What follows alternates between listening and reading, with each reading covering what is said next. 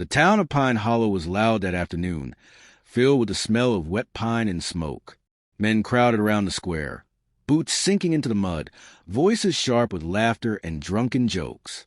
In the center stood a rough wooden platform, and on it, a man in a fine hat with a voice like a whip was auctioning what no one should have to sell. He pulled a woman forward. Her dress was torn, her arms bruised, her face hidden beneath a burlap sack tied cruelly around her neck. She stumbled as he yanked her by the rope at her wrists, but no one in the crowd offered her a hand. Instead, they jeered. $2, the auctioneer shouted. $2 for this one. She'll cook, clean, and do whatever you tell her. $2, and she's yours. The men laughed, some shaking their heads, others tossing out cruel remarks. $2? Not worth 2 pennies, one man called. Another shouted, let's see what's under the sack first. No one stepped forward. She stood there trembling, silent, as if she knew no one would care who she was or where she came from. At the edge of the crowd stood Elijah Rowan, a tall, broad-shouldered lumberjack with a rough beard and hands worn from years of swinging an axe. He wasn't a man who belonged in crowds. People in Pine Hollow didn't know much about him, except that he lived alone in a cabin deep in the forest, cutting timber and hauling it to town once a month. He was a man of silence, with eyes like winter storms, and no one expected him to care about anyone.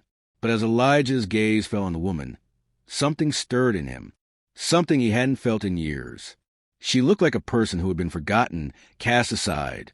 It reminded him of his own loneliness, of the night spent staring at the fire with no voice to answer his thoughts. I'll take her, Elijah said, his voice deep and steady, cutting through the noise. The crowd turned to stare. You, one man laughed. What would you do with her, Rowan? Teach her to talk to trees? Elijah ignored them. He walked forward, his boots heavy in the mud, and reached into his coat pocket.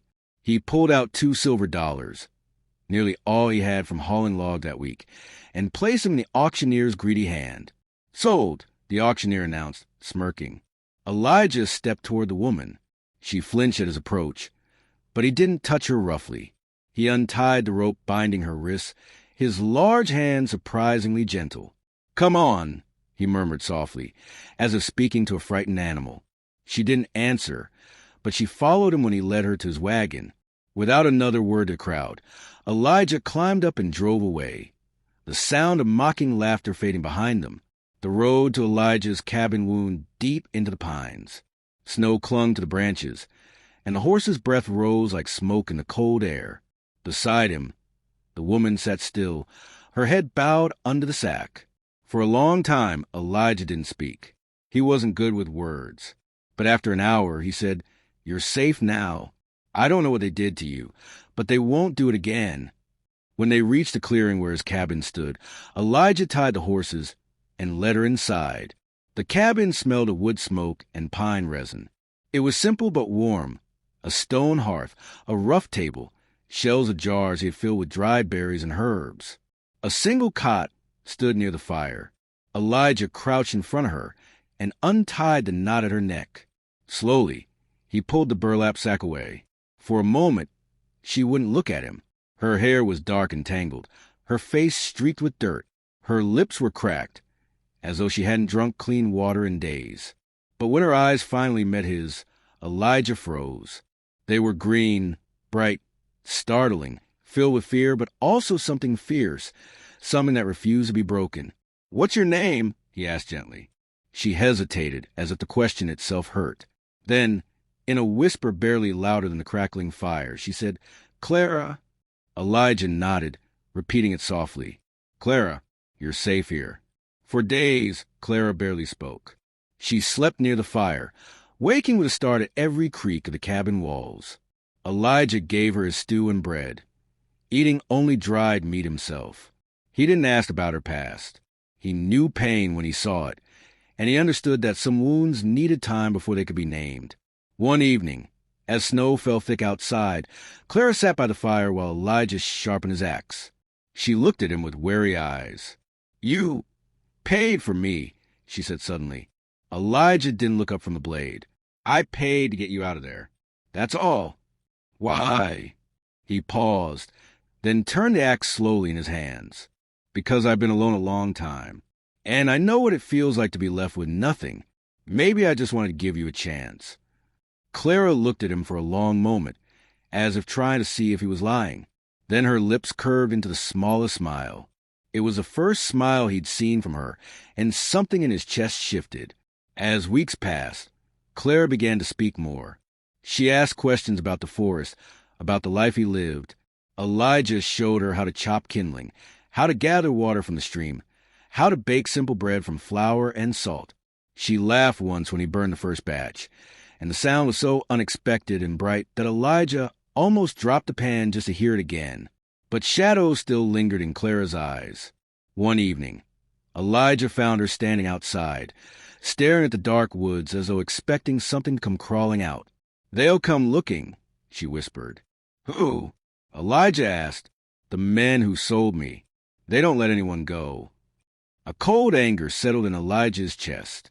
He stepped closer, towering over her but not to scare her. "If they come, they'll have to get through me first." Something in his voice made Clara believe him. Winter deepened and their bond grew. Elijah found himself watching her with a warmth he didn't understand. He had never thought much about love. But Clara filled the silence of the cabin with something he hadn't realized he needed: hope. One night, under the pale light of the moon, Elijah turned to her. "Clara," he said slowly, "I don't have much to offer. No gold, no fine house. But I can give you my name, my hands, and my life. Will you stay here with me? As my wife?" Clara's eyes filled with tears. "No one's ever asked me what I wanted," she whispered. Then, with a smile that lit up the darkroom, she nodded. "Yes, Elijah. Yes." Their peace was short-lived. A week after she said yes, Elijah found footprints in the snow near the cabin. Heavy boots, 3 pairs, circling the clearing. That night, as the fire burned low, 3 men appeared from the trees, rifles in hand. "She belongs to us," one man growled. "You paid $2, but we want her back." Elijah stood in the doorway, his axe in one hand, his jaw tight. "She's not yours. She never was." The standoff was sharp and cold. The men tried to push past him, but Elijah's presence, tall, unshakable, made them hesitate. When he swung the axe into the post beside him with a sound like thunder, they backed off, muttering curses. Clara ran into his arms after they disappeared into the trees. "I was so afraid," she said, her voice shaking. "You're safe now," Elijah whispered. "As long as I'm breathing, no one will take you." Spring came slowly, melting the snow into clear streams. Clara planted wildflowers near the cabin, her laughter bright as sunlight. On a warm morning, Elijah carved 2 rings from oak wood beneath the towering pines. With only the wind as witness, they exchanged their vows. Clara was no longer the nameless woman sold for $2. She was Clara Rowan, the heart of Elijah's home. And Elijah, once a lonely lumberjack who lived only for the sound of his axe in the woods, found that love had given him a warmth deeper than any fire. The first spring after their marriage brought new life to the pines. Clara's flowers bloomed near the cabin, and Elijah built her a small garden, hammering each wooden fence post as if protecting his own heart. Life was quiet, but both of them knew silence in the wild could turn dangerous in an instant. One evening, as the sun sank behind the mountains, Elijah noticed smoke rising far off near the old trading route. He frowned. "No one camps there this time of year," he muttered. Clara came to the doorway, her hands still smelling of wild herbs she had been drying. "You think it's them?" she asked softly. Elijah shook his head but didn't answer. That night, as Clara slept, he sat by the fire with his rifle across his knees. He'd learned long ago that a man's peace was something others might try to take. The next morning, they found footprints near the edge of the clearing again, fresh ones. Clara's face turned pale. "Elijah, what if they never stop looking for me?" He took her hands in his. "Then they'll find that I'm still here," he said firmly. "And they'll wish they hadn't." For days, Elijah kept watch, setting traps and sharpening his axe until the steel shone like ice. Clara, though afraid, found strength in his quiet determination. In the evenings, He would hold her close by the fire, whispering, "You're my home now, Clara. Nothing comes between us." A week later, the threat came. 3 riders appeared on the ridge, watching the cabin from a distance. Elijah stood in the clearing, his rifle steady, his stance daring them to try. Clara watched from inside, her heart pounding. The men stared for a long moment, then turned and rode away, vanishing into the trees. That night, Clara wept softly in Elijah's arms, not from fear, but from relief. "You didn't just save me once," she whispered. "You keep saving me every day." Elijah kissed her hair and said, "You saved me first, Clara. I was just a lonely man before you walked into my life.